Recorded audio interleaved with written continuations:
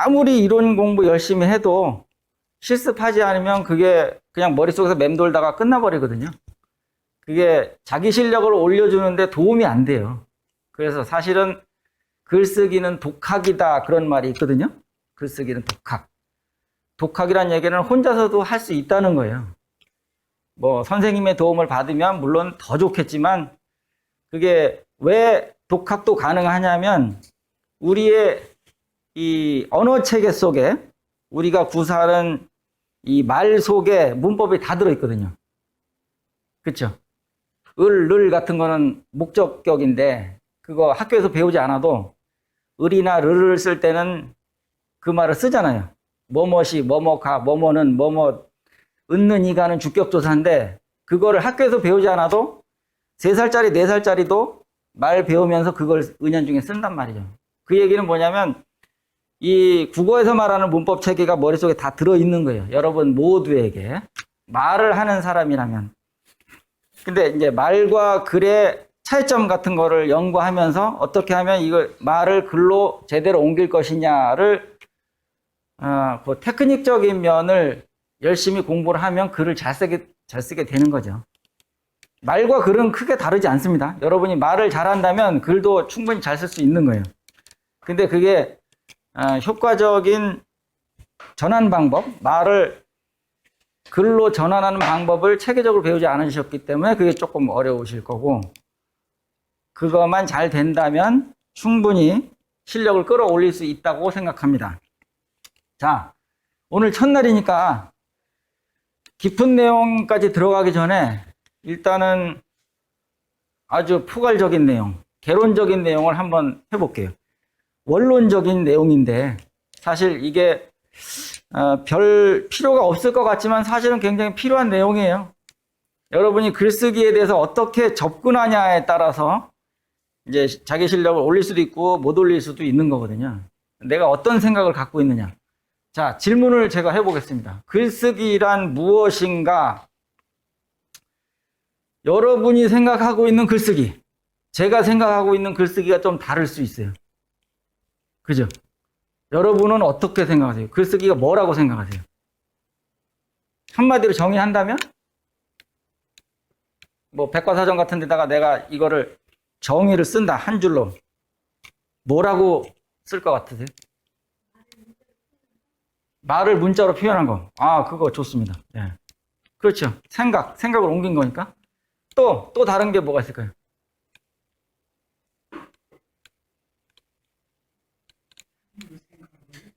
예. 공감할 수 있도록 나타나는 거. 예, 맞습니다. 그런 거죠.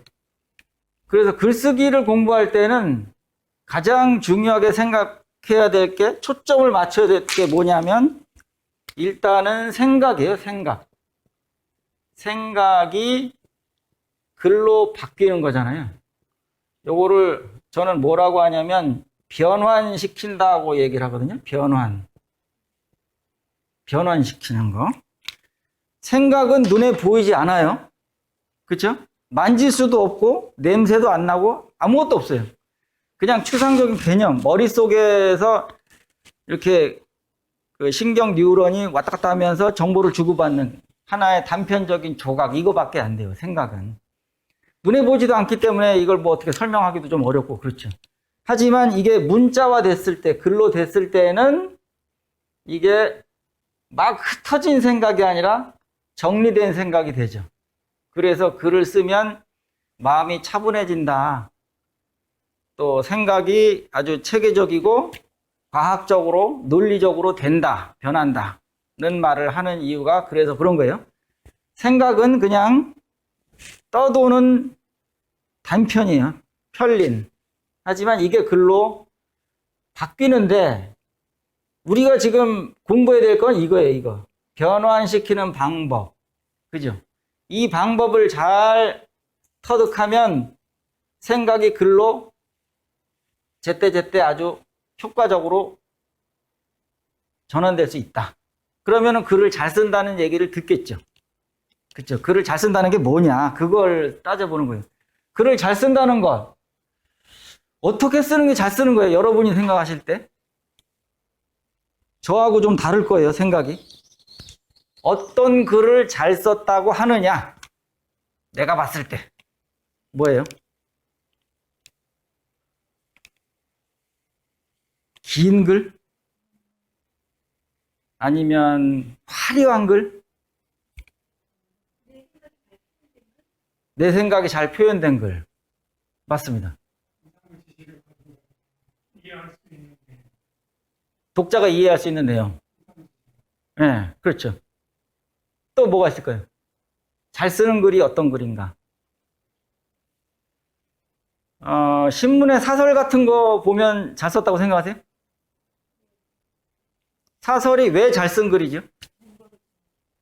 정보를 주는데 아주 효과적으로 집약시켜서 애둘러서 표현하지 않고 직설적으로 딱딱 직관적으로 독자의 머릿속에 들어올 수 있게 해준 거. 그게 사설이잖아요. 그죠? 사설은 굉장히 논리적이고 좀 딱딱한 면도 있지만 논설문과 같은 거예요. 논설문. 그런 걸 우리는 잘 썼다고 얘기를 하죠. 저는 뭐라고 정의하냐면 잘 쓴 글은 뭐냐면 전달이 잘 되는 글. 저는 그렇게 정의를 해요. 전달. 그럼 뭐가 전달이 되느냐? 뭐가 전달이 돼야 돼요? 생각이. 어디에서 어디로? 저자에서 독자로 생각이 잘 전달이 돼야 돼요. 그게 잘 쓴 글이에요.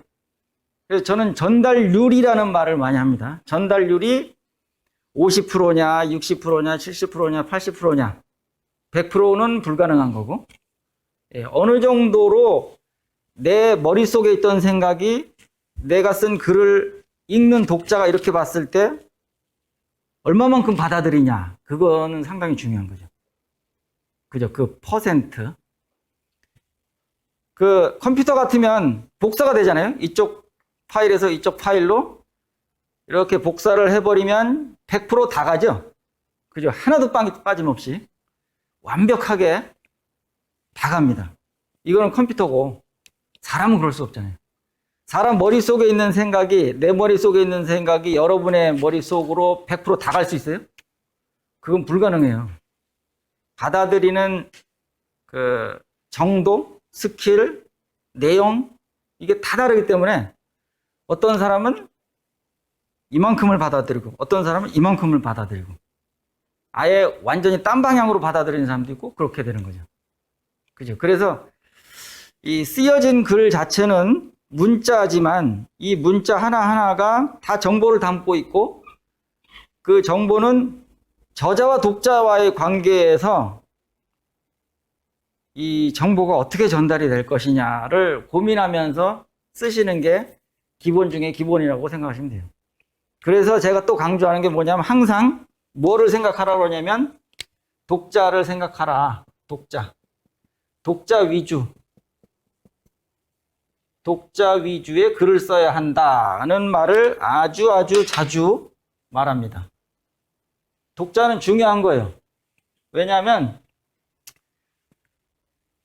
우리가 쓰는 글 중에 독자가 없는 글이 뭐가 있죠? 일기. 일기는 독자가 없어요. 내가 독자예요, 내가. 내가 썼으면 내가 읽고 치우는 거예요. 또 독자가 없는 글. 메모. 그것도 자기가 읽는 거니까 남한테 보여줄 게 아니니까 독자가 없는 거죠. 그러면 나머지는 뭔가요, 다? 독자가 반드시 있죠. 여러분이 시나 수필이나 소설이나 희곡이나 평론을 썼다, 잡문을 썼다 했을 때 쓸 때는 누구한테 읽히려고 쓰는 거 아니에요? 읽어보라고. 그죠?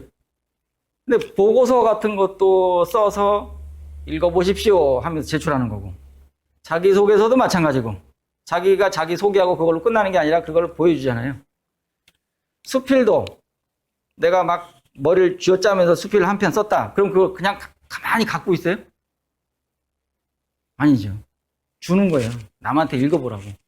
그러면 남한테 읽어보라고 줄 때 그 사람의 반응도 이렇게 살펴보죠. 아, 저 사람이 내 글을 읽으면서 뭐라고 평할까? 악평을 할까? 호평을 할까? 되게 궁금하죠. 예. 글을 쓸 때는 항상 독자가 있다고 전제하에서 쓰셔야 돼요. 그렇기 때문에 독자를 생각하지 않고 쓰는 글은 우리가 쓸 필요도 없고, 일기 외에 그런 글을 쓴다면 그건 거의 시간 낭비에 해당되는 거죠. 그렇죠? 항상 읽는 사람이 있어요. 그래서 그 관계가 상당히 중요하고요. 자, 어떻게 쓰는 게 잘 쓰는 것인가, 이걸 배우려고 여기에 오신 거예요. 예, 지금부터 이제 5회 기회에 걸쳐서 할 겁니다. 나는 글을 어떻게 쓰고 싶은가? 그렇다면 여러분은 목표가 뭔지를 정하셔야 돼요. 나는 이런 글을 쓰고 싶어. 어떤 글이에요? 본인이 쓰고 싶은 글 한번 말씀해 보세요. 뭐 장르도 좋고 아니면 이제 성향, 글의 성향도 좋고, 나는 이런 글을 쓰고 싶다.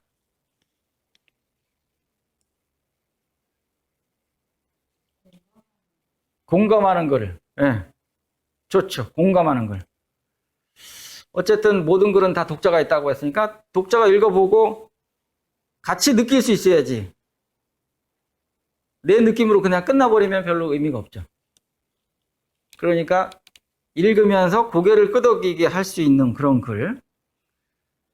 거기에서 이제 조금 더 나간다면 감동까지 전달되면 더 좋겠죠. 감동적인 글. 그건 우리가 이제 바라는 이상향이고요.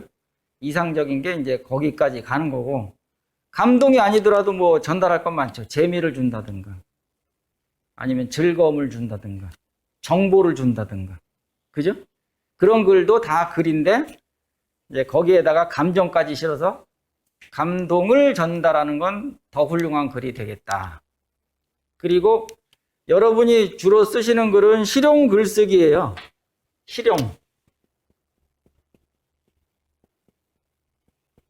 실용 글쓰기. 그러니까 문학적인 글쓰기는 이것보다 한 단계 더 들어가야 되기 때문에 상당히 어렵기도 하고, 또 시간도 많이 걸리고 공부할 게 엄청나게 많죠. 하지만 실용 글쓰기는 그냥 그때그때 그야말로 써먹을 수 있는 글쓰기를 얘기하는 거거든요. 제가 강의하는 건 이거예요. 실용 글쓰기. 문학적인 글쓰기가 아니고. 그러니까 위대한 문학가들이 쓴 소설,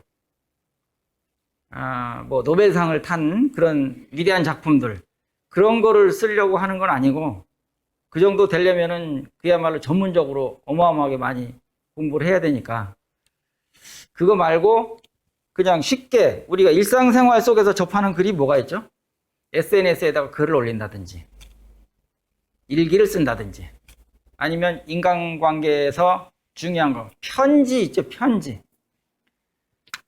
편지는 감동까지도 전달할 수 있는데, 편지를 기가 막히게 쓴다든지, 또 학술적으로 따진다면 뭐 논문을 쓴다든지, 아니면 회사에서 업무적으로 따진다면 뭐 보고서를 잘 쓴다든지, 그런 것들이 다 실용 글쓰기에 해당이 되는데, 실용 글쓰기를 접근할 때도 가장 중요하게 생각하는 게 논리예요. 논리적인 글쓰기.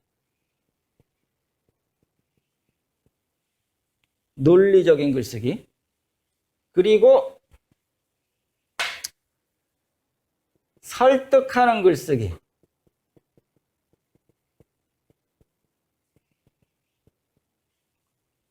그 다음에 또 뭐가 있을까요? 논리적인 글쓰기, 설득하는 글쓰기, 친절한 글쓰기.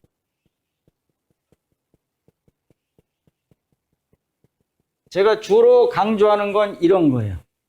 실용 글쓰기 중에서도 논리가 있어야 되고, 상대방을 설득할 수 있어야 되고, 그리고 또 친절하게 잘 써주는 글쓰기가 필요하다. 그런 거죠. 나는 어떤 글을 쓰고 싶은가? 잘 쓰려면 어떤 노력을 해야 하는가? 어떤 노력? 여러분이 생각했을 때는 어떤 노력이 필요하다고 생각하세요? 강의 듣는 거 말고. 예. 쓰는데 그 전제 조건이 뭐냐면, 이제 그 자기 실력을 높인다는 그 전제 하에서 쓰되 많이 많이 장시간 시간을 많이 투자해야 돼요. 많이. 그러니까 이거는 단기간에 속성반처럼 그렇게 할 수 있는 문제는 아니죠. 물론 이제 빨리 가는 지름길은 있어요. 그 지름길은 제가 설명해 드릴 거예요. 제가 생각하는 가장 빠른 지름길은 30분 대치 연습으로 글쓰기 고민 끝내기. 대치 연습이에요. 대치 연습이라는 걸